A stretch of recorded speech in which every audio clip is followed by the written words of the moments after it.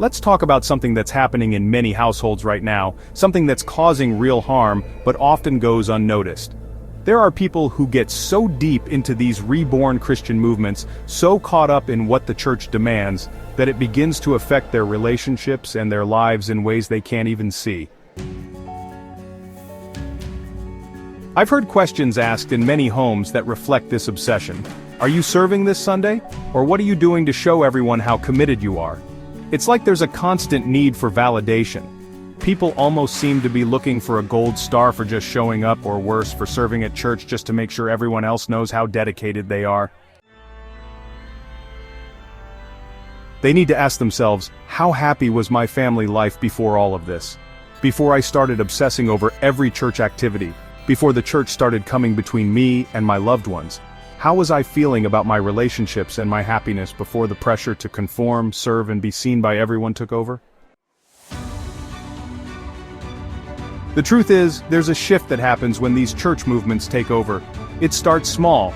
Maybe it's just an extra hour spent at church, then another one, and before you know it, the church has become the center of everything. It becomes the reason you miss family events, the reason you're too busy to spend time with your spouse or children.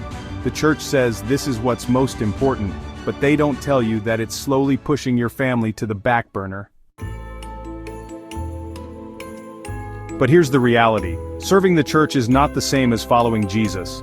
Jesus didn't call us to worship the church, to give endless hours, to exhaust ourselves in service just to please an institution. Jesus called us to love, to serve one another, to care for the poor and the oppressed, to build relationships rooted in grace and understanding. If you're serving, if you're constantly doing for the church just to have people notice and praise you, you need to ask, is this really about my faith, or is it about the validation I'm getting from others? When did this obsession start? When did you start putting the church before your family, your friends, and your peace of mind? Before all of this pressure to serve and perform, how was your life? Think back to those moments. Were you truly happy? Did you feel connected with those around you? Or were you starting to feel empty, like something was missing, even though you were doing everything the church asked? This is a hard truth to face, but it's one that needs to be said. The church is not your family. Your family is your family, and your happiness matters more than their approval.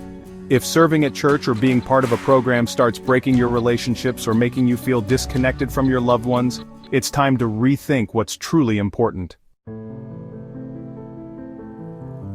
And don't get me wrong, being part of a community can be a beautiful thing. It's great to be surrounded by people who share your values, to come together and do good. But there's a difference between being a part of a community and being enslaved to a system that controls your time, your energy, and your relationships. Here's the real challenge. Instead of spending every waking hour trying to serve a church that's far more concerned about its reputation and resources than your actual well-being, why not invest that energy into your family, your friends, your neighbors, into the people that matter most to you? Jesus didn't tell us to serve the church at the expense of our families or our own health. He told us to love our neighbor, to care for the brokenhearted, to help those in need. If you've been caught in a cycle where church service is replacing real relationships, where you're sacrificing personal time for the approval of others, it's time to break free. Take your life back. Start asking yourself, what kind of world could we live in if we all helped each other directly? Imagine if you bought groceries for a struggling family instead of spending that time at church activities.